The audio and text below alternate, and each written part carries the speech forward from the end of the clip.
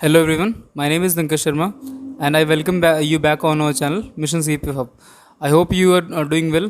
आपको जैसे पता है CAPF 2020 की नोटिफिकेशन आ चुकी है एंड उसके बारे में हमने डिटेल्ड वीडियो बना रखी है अपने चैनल पर, तो आप चाहो तो चेक कर सकते हो, जिससे आपको एग्ज़ाम के बारे में पता लग पाएगा। और हमने वैकेंसीज़ के अबाउट में जो मिथ्स है उसके रिगार्डिंग भी उसमें मेंशन कर रखा है, तो आप चेक कर सकते हो, आपके लिए बेनिफिशियल रहेगी। तो देखिए, आज से हम अपना बायोलॉजी सेक्शन स्टार्ट करने वाले हैं। तो हम स्टार्ट करेंगे चैप्टर 5 से ऑफ क्लास 9th NCERT। तो देखिए, ये चैप्टर में हम डिस्कस करेंगे सेल, उसके स्ट्रक्चर, उसके कंपोनेंट्स के बारे में। तो देखिए, फंडामेंटल यूनिट ऑफ लाइफ का मतलब ये है कि लाइफ जिस पर डिपेंड करती है। ठीक है, जैसे सपोज करिए कोई भी बिल्डिंग है या कोई भी स्ट्रक्चर है, ठीक है, वो उसकी बेसिक यूनिट क्या होती है? बेसिक यूनिट होती है उसकी ब्रिक, ईंटों से बना होता है वो। ठीक है, वैसे ही हमारी बॉडी किससे बनी हुई है? हमारी बॉडी बनी हुई है सेल से। ठीक है, तो देखिए थोड़ा स्टैटिक नॉलेज ले लेते हैं इसके बारे में। ठीक है, कुछ फैक्ट्स हैं जो आपके लिए याद रखना ज़रूरी है। देखिए, सेल का डिस्कवरी किसने किया था? रॉबर्ट हुक ने किया था 1665 में। आपको बस याद रखना है कि रॉबर्ट हुक ने किया था। ओके, उसके बाद अगर हम देखें जो इम्पोर्टेंट चीज़ उसमें वो ये है ल्यूवेनहॉक ने यहाँ पर माइक्रोस्कोप की हेल्प से पॉन्ड के अंदर लिविंग सेल्स को देखा था सबसे पहले। थर्ड थिंग जो इम्पोर्टेंट है आपके लिए वो है रॉबर्ट ब्राउन ने क्या किया था? उन्होंने न्यूक्लियस की डिस्कवरी की थी सेल के अंदर। ओके, तो ये भी चीज़ आपके लिए इंपॉर्टेंट है। फोर्थ थिंग है कि परकिंजी ने प्रोटोप्लाज्म टर्म को बताया था, प्रोटोप्लाज्म क्या होता है। फिर नेक्स्ट थिंग है सेल थ्योरी दी थी दो साइंटिस्ट ने अलग अलग ने, एक थे शेल्डन, एक थे शॉन। इन्होंने सेल थ्योरी में बताया था कि सेल हमारी बेसिक यूनिट लाइफ की और कैसे इनकी वर्किंग चलती है एनिमल्स और प्लांट्स के अंदर। तो देखिए, सेल के बारे में मैंने आपको बता दिया, सेल हमारे बेसिक यूनिट है। सेल से छोटी कोई भी यूनिट नहीं थी। सेल्स जब इकट्ठा होते हैं तब उनसे सेल से बनता है टिश्यू जब इकट्ठा होते हैं तो उनसे बनता है ऑर्गन जब ऑर्गन बहुत सारे खड़े होते हैं, मतलब इकट्ठे होते हैं, तब बनती ह्यूमन बॉडी। ठीक है, तो ऐसे हमारी ह्यूमन बॉडी का क्रिएशन होता है। जो सबसे जो स्मॉलेस्ट बॉडी के अंदर यूनिट है वो है सेल। ओके, देखिए सेल किसी भी शेप में अवेलेबल है, जैसे कि आप देख सकते हो फ्लैट है, राउंड है, ठीक है, किसी भी शेप में हो सकता है। जो सबसे इरेगुलर शेप में सेल मिलता है वो मिलता है अमीबा का सेल किसी भी शेप में मिल सकता है आपको। ठीक है, वो डिपेंड करता है कि उसको फूड कैप्चर करना है, ठीक है, वो कैसे अवेलेबल है उसका। जैसे फूड अवेलेबल होगा वैसे अपने वो शेप को चेंज कर लेती है। अब देखिए, मैं आपको एक चीज़ बताता हूँ। जैसे आप हॉस्पिटल जाते हो, हॉस्पिटल में आपको एक तो मिलता है जनरल डॉक्टर, जो चेक करता है आपका फीवर, कफ, टेम्परेचर चेक कर लेगा। ठीक है, और एक होता है स्पेशलिस्ट क्या करता है? जैसे डेंटिस्ट हो गया, ओके, या फिर आप सर्जन मान लीजिए। ठीक है, तो ये सारे जो डॉक्टर होते हैं स्पेशलिस्ट होते हैं। तो वैसे ही सेल के अंदर ना सेल ऑर्गेनेलीज होते हैं। सेल ऑर्गेनेलीज क्या करते हैं? वो स्पेसिफाइड फंक्शन सेल के अंदर स्पेसिफाइड फंक्शन को प्रोवाइड करते हैं। जैसे देखिए, आपका हार्ट बीट कर रहा है, उसके लिए डिफरेंट सेल ऑर्गेनेलीज हैं। लंग्स आपके रेस्पिरेशन में हेल्प करते हैं, तो उसके लिए डिफरेंट सेल ऑर्गेनेलीज हैं। ठीक है, तो ये डिफरेंट सेल ऑर्गेनेलीज के अंदर डिफरेंट डाटाज होता है, उनको बताया जाता है कि आपको ये फंक्शन करना है। ओके, तो सेल ऑर्गेनेलीज याद रखिएगा कि ये स्पेशलाइज फंक्शन को परफॉर्म करने के लिए होते हैं सेल के अंदर। अब देखिए, अब आता है घर का चौकीदार। ठीक है, घर का चौकीदार कौन होता है?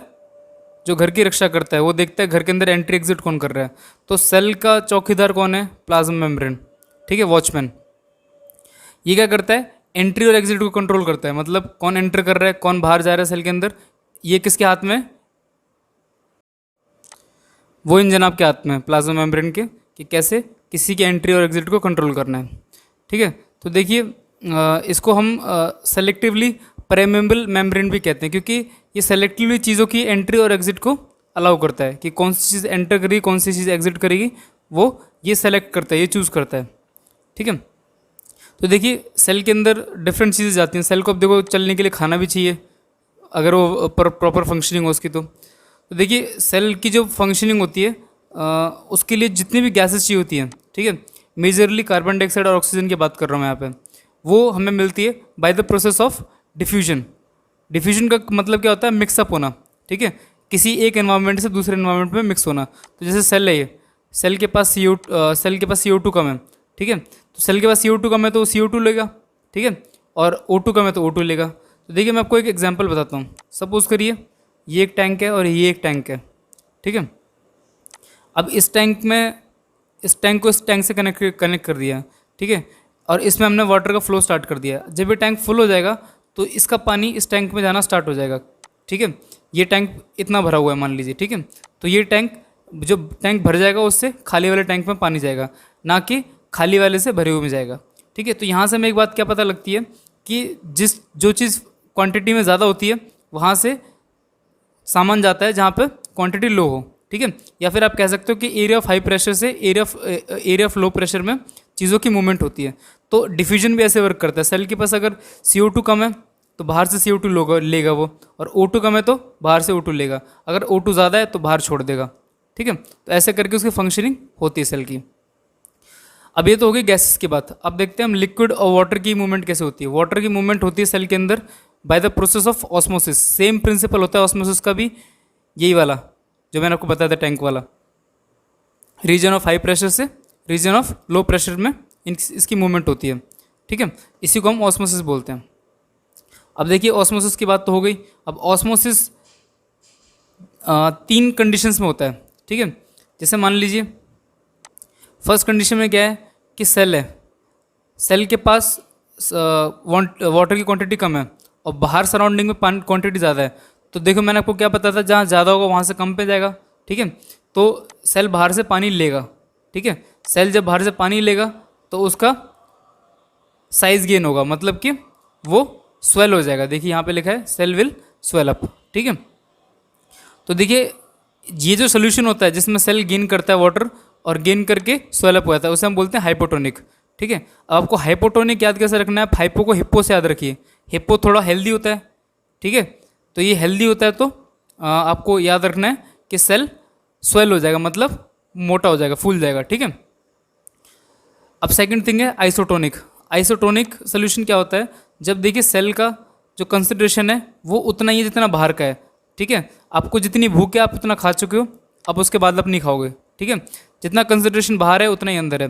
तो उस केस में क्या होता है, वाटर की मूवमेंट ना सेल से बाहर होगी ना बाहर से अंदर जाएगी। तब क्या होगा, साइज सेम रहेगा और कोई भी एक्स्ट्रा मूवमेंट नहीं होगी। इस केस में हम सोल्यूशन क्या बोलेंगे, आइसोटोनिक, ठीक है। अब इसको आप कैसे याद रख सकते हो, इसको आप ऐसे याद रख सकते हो कि आइसोलेटेड बॉडी क्या होती है। आइसोलेटेड बॉडी क्या होती है, इसमें कोई मूवमेंट नहीं होती है, ठीक है। तो आइसोटोनिक आइसोलेटेड याद रहेगा ना आपको, ठीक है। अब आगे चलते हैं कि अगर मीडियम के पास कंसंट्रेशन कम है और सेल के पास ज़्यादा है, सेल के पास ज़्यादा है मीडियम के पास कम है, तो क्या होगा, जो मीडियम है सेल है, ये मीडियम को वाटर बाहर दे देगा, ठीक है। इस केस में हमारा जो सोल्यूशन है उसको हम क्या बोलेंगे, हाइपोटोनिक। अब देखिए सेल वाटर दे रहा है तो वाटर देगा तो उसका साइज़ क्या होगा, श्रिंक होगा। तो इस केस में सेल का साइज़ श्रिंक हो जाएगा, ठीक है। ये तीनों प्रोसेस आपको याद रखने हैं और ये भी याद रखना है कि ऑस्मोसिस डिफ्यूजन का स्पेशल केस है, ठीक है। इसमें भी डिफ्यूजन हो रहा है पर डिफ्यूजन किसका हो रहा है, वाटर का। तो ऑस्मोसिस डिफ्यूजन का स्पेशल केस है। अब देखिए ऑस्मोसिस की हेल्प से ही जो रूट्स हैं वो पानी लेती हैं और लेके सॉइल से पूरे प्लांट्स में ट्रांसफ़र करती हैं। प्लाज्मा मेम्ब्रेन बना किसका होता है, प्लाज्मा मेम्ब्रेन बना होता है लिपिड्स का और प्रोटीन्स का, ठीक है। प्रोटीन आपको पता होगा, लिपिड होता है फैट्स, ठीक है। तो इतना याद रखिए, लिपिड्स फैट्स होते हैं और प्रोटीन आपको पता ही है। अब देखिए प्रोसेस होता है एंडोसाइटोसिस। एंडोसाइटोसिस का मतलब क्या होता है, एंड का मतलब याद रखिए आप, एंटर, ठीक है। ईटिंग मान लीजिए या फिर एंटर मान लीजिए, ऐसे याद रख लीजिए, ठीक है। तो अमीबा जिस प्रोसेस से अपना खाना लेता है अंदर, जैसे मान लीजिए ये फूड है इसका, ये अमीबा है। अमीबा क्या करेगा, इसको चारों तरफ से घेर लेगा, ठीक है। और इस खाने के लिए अमीबा के अंदर सूडोपोडिया होता है, ठीक है। वो आएगा, मतलब उसका फेक स्टमक भी बोलते हैं, ठीक है। वो आएगा, इस खाने को कैप्चर करेगा और अमीबा के पेट में चला जाएगा। ये बात मैं आपको डिटेल में समझाऊंगा आगे आने वाले चैप्टर्स में, ठीक है। अभी आप बस इतना याद रखिए कि अमीबा जिस प्रोसेस से अपने खाने को लेता है और लेके अपनी बॉडी में रखता है, उस प्रोसेस को हम बोलते हैं endocytosis. Moving forward, cell wall. तो देखिए सेल वॉल पे पहुंच गए हम, ठीक है। अब देखिए पहली लाइन क्या लिखी इसमें, plant cells in addition to the plasma membrane have another rigid outer covering called the cell wall, ठीक है। तो यहाँ सिर्फ प्लांट सेल का मेंशन कर रखा है कि प्लांट सेल के पास ही होता है, एनिमल सेल के पास ये नहीं होता सेल वॉल। याद रखिएगा, सेल वॉल एनिमल सेल के पास नहीं होता, प्लांट सेल के पास होता है। तो देखिए होता है, तो यहाँ पे एक प्रीवियस ईयर क्वेश्चन देख लेते हैं हम इसी पर।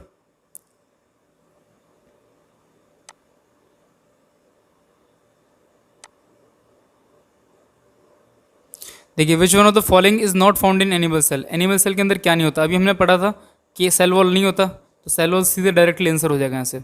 ठीक है, तो ये भी देखिए कितना इजी आंसर है, और CDS 2 2019 में पूछा गया, मतलब कितना रिसेंट है, मतलब यूपीएससी पूछना चाहता है NCERT से। ठीक है, और आपको जैसे पता है कि बायोलॉजी से अभी 7 क्वेश्चन पूछे गए थे CPF 2019 में। अभी देखिए एक और क्वेश्चन है जो अभी हमने ऑस्मोसिस से पढ़ा था, उसी के रिगार्डिंग है। Which one of the following will happen if the medium surrounding the cell has higher concentration than the cell. अगर जो मीडियम है, ठीक है, उसके पास कंसंट्रेशन ज़्यादा है, ठीक है, तो क्या होगा?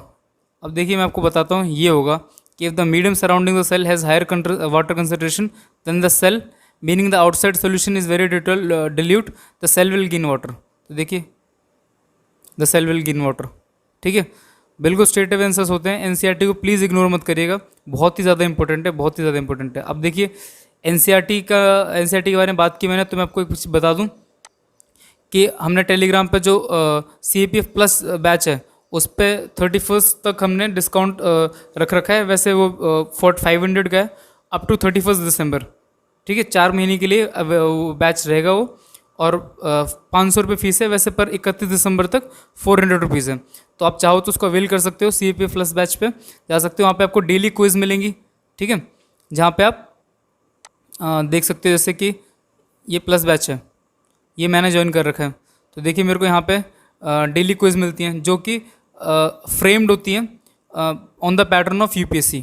जिस पैटर्न पे UPSC क्वेश्चन पूछता है उसी पैटर्न पे क्वेश्चंस एक्स्ट्रा फ्रेम होते हैं ताकि आपकी प्रैक्टिस हो पाए। ठीक है, अब देखिए इसके अलावा अगर मान लो कि कोई बोलता है कि भाई हम तो एक्स्ट्रा क्वेश्चन ही पढ़ रहे हैं, हमारे कुछ मतलब का नहीं है इसमें, तो देखिए मैं आपको बताता हूँ, इसके अंदर सिर्फ ऐसा ही नहीं है कि एक्स्ट्रा क्वेश्चन ही होते हैं। इसके अंदर देखिए CDS 1 2018 इसका क्वेश्चन, CDS 1 2018 का ये भी क्वेश्चन, मतलब कि हम प्रीवियस ईयर क्वेश्चन भी इसमें डालते हैं। प्रीवियस ईयर क्वेश्चन डालने से क्या फ़ायदा होता है, आपको पता है प्रीवियस ईयर क्वेश्चन आपको बताते हैं, रास्ता बताते हैं कि ये रास्ता है जिस पर चलना है आपको, और इस तरीके से चलना है आपको। ठीक है, तो आपको पैटर्न बता देते हैं कि इस पैटर्न में आपसे चीज़ें पूछी जाएंगी। तो ज़रूर आप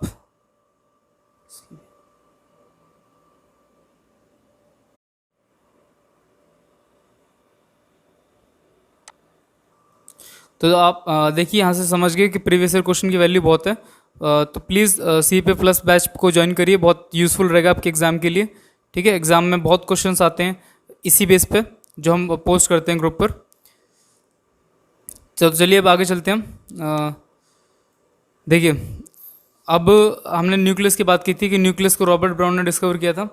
अब देखिए न्यूक्लियस होता क्या है, जैसे हमने एटम के चैप्टर में पढ़ा था लास्ट चैप्टर में कि न्यूक्लियस सेंटर मोस्ट पार्ट होता है जिसके अंदर सारा जो मास है वो कंस्टिट्यूटेड होता है एटम का। ठीक है, हमारे सेल के अंदर भी न्यूक्लियस जो है सेंटर मोस्ट पार्ट है। इसमें क्या होता है कि जो हमारा न्यूक्लियस है ये कवर्ड होता है न्यूक्लियर मेम्ब्रेन से। देखिए मेम्ब्रेन की बात जहाँ भी आती है, मेम्ब्रेन समझ लियो उसकी कवरिंग है। ठीक है, इसके अंदर छोटे छोटे पोर्स होते हैं जिसके अंदर से जिसके अंदर वो न्यूक्लियस है वो ट्रांसफ़र करता है। ठीक है, डिफरेंट टाइप ऑफ मटेरियल्स का, जैसे कि वाटर का या फिर कोई भी चीज़ की ज़रूरत है उसका। ठीक है, न्यूक्लियस के अंदर क्या होता है, क्रोमोसोम्स होते हैं। अब क्रोमोसोम्स कुछ लोगों को पता होगा, कुछ को नहीं पता होगा। क्रोमोसोम्स इन्फॉर्मेशन कैरी करते हैं, जैसे कि जो पेरेंट्स के नेक्स्ट जनरेशन, फ्यूचर जनरेशन जैसी होने वाली है, वो डिपेंड करता है कि क्रोमोसोम्स क्या डाटा लेके गया उनका। ठीक है, जैसे कि अगर पेरेंट टॉल है और बच्चा भी टॉल है होगा, तो वो डिपेंड करता है क्रोमोसोम क्या डाटा लेके जा रहा है। ओके, क्रोमोसोम के अंदर इन्फॉर्मेशन, मैंने जैसे बताया आपको, इन्फॉर्मेशन होती है जो कि एक पेरेंट से अगली जनरेशन तक लेके आता है, और जो इन्फॉर्मेशन होती है वो स्टोर्ड होती है DNA के फॉर्म में। अब DNA तो आप लोग सबको पता होगा कि DNA बताता है कि पेरेंट्स और बच्चे के अंदर कितनी सिमिलैरिटीज़ हैं। ठीक है, फुल फॉर्म इसकी DHC राइबो न्यूक्लिक एसिड है। ठीक है, क्रोमोसोम DNA और प्रोटीन से बना होता है, डीएनए इन्फॉर्मेशन स्टोर करता है, प्रोटीन इसको बिल्ड करता है। अब देखिए दो तरह के ऑर्गेनिजम्स होते हैं। फर्स्ट जो कि जिनके पास न्यूक्लियस का मेम्ब्रेन होता है, जिसे हम कहते हैं न्यूक्लियर मेम्ब्रेन, ठीक है। जिसके पास होता है उसको हम बोलते हैं यूकैरियोट्स, जिसके पास नहीं होता उसको हम बोलते हैं प्रोकैरियोट्स, ठीक है। अब देखिए टर्म थोड़ी कॉम्प्लिकेटेड सी लग रही है, कैसे याद रखें? तो ऐसे याद रख सकते हो आप, प्रो से याद रखिए प्रोटेक्शन, ठीक है। जिसके पास प्रोटेक्शन नहीं है वो प्रोकैरियोट्स, जिसके पास है वो यूकैरियोट्स, ठीक है। प्रोकैरियोटिक जो ऑर्गेनिज्म होते हैं उनके अंदर एक तो न्यूक्लियर मेम्ब्रेन नहीं होता और उसके पास साइटोप्लाज्मिक ऑर्गेनेल्स भी नहीं होते। साइटोप्लाज्म भी आप एक तरह का कह सकते हो कि गार्ड है, जो कि प्रोटेक्शन प्रोवाइड करता है सेल को, ठीक है। अब आगे चलते हैं।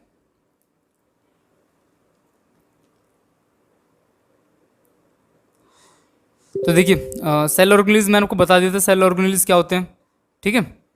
अब सेल ऑर्गेनेल्स के अलावा हम पढ़ते हैं ईआर। ईआर क्या होता है? एंडोप्लाज्मिक रेटिकुलम, ठीक है। ये different type of cell organelles पढ़ेंगे हम, ठीक है।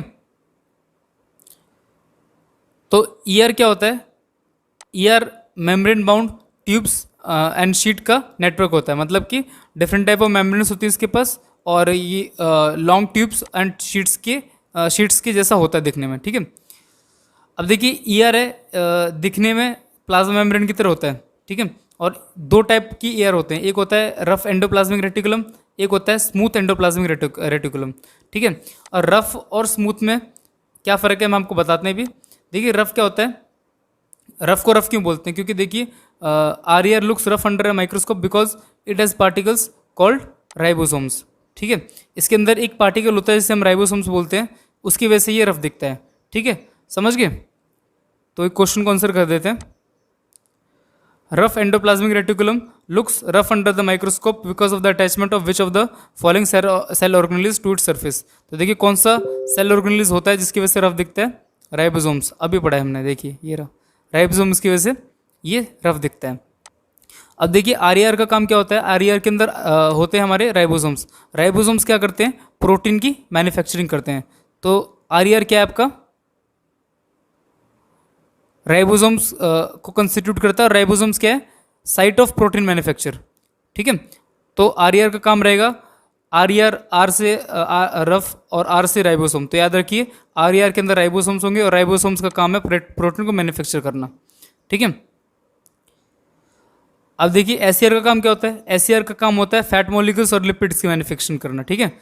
ठीक है, फैट या फिर लिपिड्स की मैन्युफैक्चरिंग करता है ये। इसके अलावा क्या काम करता है एसईआर? एसईआर ट्रांसपोर्ट का काम भी कर लेता है थोड़ा बहुत, ठीक है। अब देखिए क्या होता है कि कभी कभार ये जो प्रोटीन और लिपिड्स हैं जो ईआर बना रहा है, ठीक है, इसे हम सेल मेम्ब्रेन बनाने के लिए भी यूज़ करते हैं। जब देखिए ये ईआर सेल मेम्ब्रेन बनाता है तो उस प्रोसेस को बोलते हैं हम मेम्ब्रेन बायोजेनेसिस। मेम्ब्रेन आपको पता है प्रोटेक्शन, बायोजेनेसिस, बायो मतलब लिविंग, जेनेसिस मतलब जीन्स का बनाना, ठीक है, इन्फॉर्मेशन को कॉपी करना, ठीक है। तो मतलब मेम्ब्रेन बिल्डिंग प्रोसेस को हम बोलते हैं मेम्ब्रेन बायोजेनेसिस।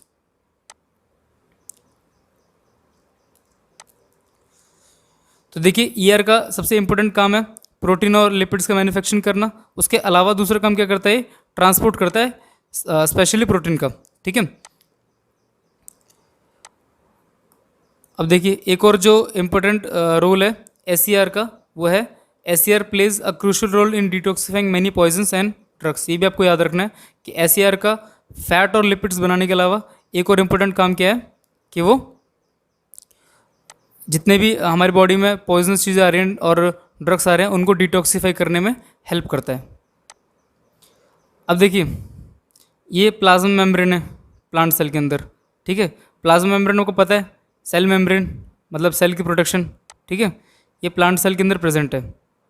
ये प्लाज्मा मेम्ब्रेन ये एनिमल सेल के अंदर भी प्रेजेंट है, ठीक है, दोनों के अंदर प्रेजेंट है। अब देखिए मैंने आपको ये क्यों दिखाया? ये मैंने आपको इसलिए दिखाया, देखिए which one of the following statement is correct, इसमें से कौन सी स्टेटमेंट करेक्ट है? तो फर्स्ट स्टेटमेंट बोलता है कि प्रोकैरियोटिक सेल पोजेसेस न्यूक्लियस, ठीक है। प्रोकैरियोटिक सेल जो होते हैं उनके अंदर न्यूक्लियस होता है। तो देखिए ये स्टेटमेंट अभी हमने प्रोकैरियोटिक के बारे में पढ़ा था, इसके अंदर ये चीज़ मिसिंग होती है। ठीक है, अब देखिए सेकंड स्टेटमेंट बोलती है cell membrane is present both in plants and animal cells. तो देखिए ये एनिमल सेल है, प्लाज्मा मेम्ब्रेन प्रेजेंट है, और देखिए ये प्लांट सेल है, इसमें भी प्लाज्मा मेम्ब्रेन प्रेजेंट है। तो ये दोनों में प्रेजेंट है, तो वो स्टेटमेंट करेक्ट हो जाएगी। अब देखिए आता है गोल्गी अपर्चस। गोल्गी अपर्चस का काम क्या होता है? इसका काम होता है ट्रांसपोर्ट का। ये मान लीजिए ये लॉजिस्टिक्स वाला है, ठीक है, ये सामान लेगा एक से दूसरे में सप्लाई कर देगा, बस पैसे नहीं लेता है। तो देखिए जो भी मटेरियल सिंथेसाइज मतलब बना हुआ है ईयर से, ईयर जो प्रोटीन लिपिड फैट जो भी बना रहा है उसको वो पैक करके डिस्पैच करके भेजता है बाकी जगहों पर। तो गोल्गी अपर्चस का काम क्या होता है कि एक तो वो उनको स्टोर करके रखता है। स्टोर क्यों करता है? जब ज़रूरत हो तब यूज़ कर लेगा। मॉडिफाई करता है, अगर कम ज़्यादा करना है किसी भी साइट के ऊपर तो ये भी वो भी काम यही करता है। थर्ड काम है पैकेजिंग का, ठीक है, चीज़ों को पैकेज करके मतलब कि कंज्यूमेबल फॉर्म में, सेल जिस फॉर्म में कंज्यूम कर सकता है उस फॉर्म में ये ला के देता है। ठीक है, अब देखिए एक और काम क्या है इसका गोल्गी अपर्चस का। The Golgi apparatus is also involve in the formation of lysosomes. ठीक है, लाइजोसोम भी एक तरह का सेल ऑर्गेनेलिज है, ठीक है, जिसको गोल्गी अपर्चस बनाता है। तो देखिए हम एक चीज़ और पढ़ लेते हैं यहाँ पे। Lysosome is formed from which one of the following cell organelle. Lysosome किस सेल ऑर्गेनेलिज से बनता है? तो देखिए अभी पढ़ा था हमने गोल्गी बॉडीज। ठीक है, तो बहुत ध्यान से पढ़िए, हर एक लाइन बहुत इंपॉर्टेंट है। कंसेप्ट वाइज पढ़िए, पैटर्न देखिए कि यूपीएससी क्या पूछ रहा है, किस तरह से उसने आज तक क्वेश्चन फ्रेम किए, उसी तरीके से आप क्वेश्चंस को रीड करिए। ठीक है, तो वो देखने के लिए हम आपको जो हमारा टेलीग्राम चैनल है CAPF हब, उस पर हेल्प करने के लिए हैं आपको हम गाइडेंस भी प्रोवाइड करेंगे। ठीक है, साथ साथ देखिए हम आपको करंट अफेयर भी प्रोवाइड करते हैं यहाँ पे। ठीक है, जैसे ये देखिए first world solar technology summit, जो भी इंपॉर्टेंट रहेगा टॉपिक करंट अफेयर के महीने में, हम यहाँ पे सारी करंट अफेयर नहीं पोस्ट करते, जो हमें लगता है कि यूपीएससी पूछ सकता है वो हम सिर्फ पोस्ट करते हैं यहाँ पे। ओके, उसके अलावा देखिए करंट अफेयर के अलावा गाइडेंस मेंटरशिप तो आपको पता ही कि हम प्रोवाइड करते हैं। उसके अलावा हम आपको यहाँ पे आपको इंपॉर्टेंट टॉपिक्स भेजते हैं पेपर 2 के लिए, जिस पे राइटिंग करने से आपको बहुत बेनिफिट होगा, जो कि टॉपिक्स के आने के बहुत हाई चांसेस है, हॉट टॉपिक्स चल रहे होते हैं। तो देखिए आगे चलिए लाइजोसोम्स पे चलते हैं। लाइजोसोम्स को आप कह सकते हो जो डेली से बिलोंग करता है, उसको पता होगा SDMC NDMC होता है, MCD वाले होते हैं, ये क्या करते हैं? सफाई का काम करते हैं। तो ये भी भैया जी सफाई का काम करते हैं। क्या काम करते हैं? इसके अंदर जो भी सेल वेस्ट प्रोड्यूस करता है, देखिए जब भी कभी कोई चीज़ बनती है तो उसमें वेस्ट भी बनता है, तो वेस्ट जो बनता है सेल के अंदर, इसका काम होता है उसको डिस्पोज करना। ठीक है, पर कभी कभार क्या होता है कि ये बहुत लॉयल होते हैं, अगर कभी कभार वेस्ट इनके अंदर ज़्यादा आ जाता है तो ये क्या करते हैं? खुद को बस्ट कर लेते हैं, आत्महत्या कर लेते हैं। ठीक है, शरीर हमारी बॉडी को नहीं गंदा होने देते और खुद को बस्ट कर लेते हैं, तो इसीलिए इनको हम क्या बोलते हैं? सुसाइड बैग्स भी बोलते हैं। ठीक है, सुसाइड बैग्स किसको बोलते हैं? हम लाइजोसोम्स को। क्यों बोलते हैं? कभी कभार जब इनके अंदर वेस्ट ज़्यादा हो जाता है, ठीक है, या सेल डैमेज हो जाता है, जब सेल डैमेज हो जाता है तो ये क्या करते हैं? खुद को बस्ट कर लेते हैं और अपने ही सेल को डाइजेस्ट कर लेते हैं। ठीक है, ये नहीं एंजाइम्स का काम होता है डाइजेशन का। ठीक है, तो जो एंजाइम्स प्रेजेंट होते हैं इनके अंदर, वो अपने सेल को डाइजेस्ट कर लेते हैं ताकि बॉडी के अंदर टॉक्सिक चीज़ें ना जाएँ। ठीक है, तो अभी इतनी बड़ी कुर्बानी देते हैं तो यूपीएससी क्वेश्चन तो पूछेगा इनके लिए। ठीक है, तो देखिए which one of the following cell organelles is known as suicide bag of a cell. किसको हम सुसाइड बैग बोलते हैं सेल का? तो भैया जी सबसे ऊपर है लाइजोसोम्स। ठीक है, आगे चलते हैं माइटोकॉन्ड्रिया। माइटोकॉन्ड्रिया जी है हमारे जनरेटर। ठीक है, ये क्या करते हैं? जनरेटर का काम क्या होता है? इलेक्ट्रिसिटी प्रोवाइड करना। ठीक है, मतलब एनर्जी प्रोवाइड करना। तो ये भी हमारे पावर हाउस हैं। ठीक है, माइटोकॉन्ड्रिया को हम क्या बोलते हैं? Power house of the cell. क्यों बोलते हैं? क्योंकि हमारी बॉडी के अंदर जो एनर्जी आती है वो यहीं पे जनरेट होती है, जनरेटर जी हैं। ठीक है, किस फॉर्म में जनरेट करते हैं ये एनर्जी को? ये करते हैं ATP की फॉर्म में।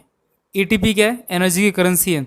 जैसे कि आपको पता है हमारी इंडिया की करेंसी रुपी है, और ऐसा यूनिट भी मान सकते हो आप, जैसे कि स्पीड की ऐसा यूनिट आप देखो, हम किलोमीटर पर आवर में देखते हैं। ठीक है, वेलोसिटी मीटर पर सेकंड है। तो ये सारी चीज़ें ऐसा यूनिट होती हैं। वैसे ही एनर्जी की ऐसा यूनिट है एटीपी। एटीपी की फुल फॉर्म होती है एडेनोसाइन ट्राइफॉस्फेट। ठीक है, इस फॉर्म में हमें एनर्जी मिलती है। एनर्जी बनाता कौन है? माइटोकॉन्ड्रिया। सप्लाई होता है एटीपी की फॉर्म में। ठीक है, इसको आप कह सकते हो सेल का जनरेटर है। तो सेल के अंदर एनर्जी बनाने का काम कौन करता है? माइटोकॉन्ड्रिया। इसके अंदर डिफरेंट टाइप ऑफ रिएक्शंस होते हैं।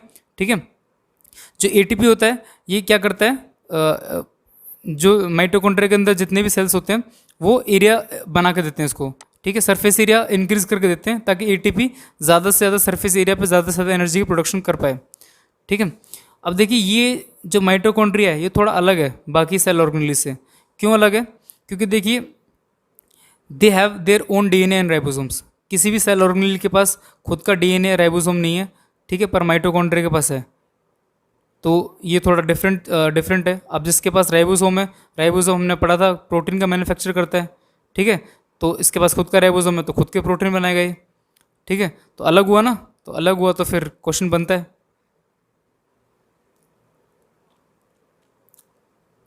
देखिए which one of the following cell organelles contain DNA. कौन सी सेल ऑर्गेनेल के पास डीएनए होता है?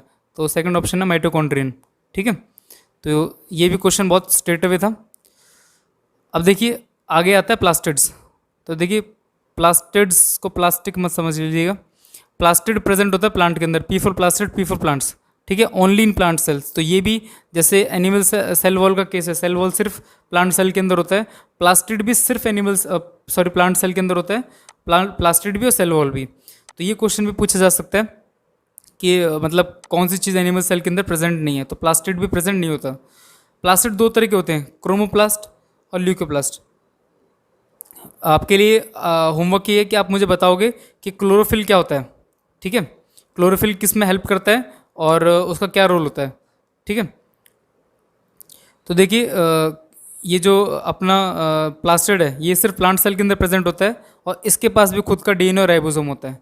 ठीक है, पर फ़र्क ये है कि ये सिर्फ प्लांट सेल में पाया जाता है। एनिमल सेल के अंदर सिर्फ माइटोकॉन्ड्रिया के पास खुद का डीएनए और राइबोसोम होता है। प्लांट सेल के अंदर प्लास्टिड्स के पास भी होता है। ठीक है, ये चीज़ आपको याद रखनी पड़ेगी।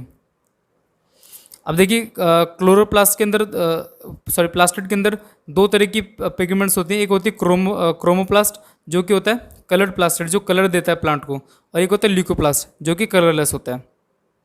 अब होता है देखो वैक्यूल्स वैक्यूम, कुछ थोड़ा रिलेशन बनाइए। वैक्यूल्स का वैक्यूम मतलब खाली जगह, तो वैक्यूल्स भी खाली जगह। ठीक है, वैक्यूल्स क्या होते हैं? स्टोरेज सैक्स होते हैं जहाँ पे चीज़ को हम स्टोर करके रखते हैं। ठीक है, सॉलिड और लिक्विड की फॉर्म में। ठीक है, ये एम्प्टी स्पेसेस मान के चलिए आप उसका सेल का। ठीक है, सेल के अंदर ये एम्प्टी स्पेस होते हैं और ये प्लांट सेल के अंदर 50 to 90% सेल वॉल्यूम को ऑक्यूपाई करते हैं। अब देखिए प्लांट सेल के अंदर वैक्यूल्स होते हैं जो कि फुल भरे होते हैं सेल सेप से। सेल सेप का मतलब क्या होता है? सेल का लिक्विड। ठीक है, ये क्या प्रोवाइड करता है सेल को? टर्जिडिटी एंड रिजिडिटी प्रोवाइड करता है। रिजिडिटी मतलब हार्डनेस, टर्जिडिटी मतलब भी हार्डनेस ही है। ठीक है, तो ये दोनों चीज़ क्या प्रोवाइड करता है? उनको टफ और हार्ड बनाता है। ठीक है, तो देखिए इसी पे एक क्वेश्चन भी है।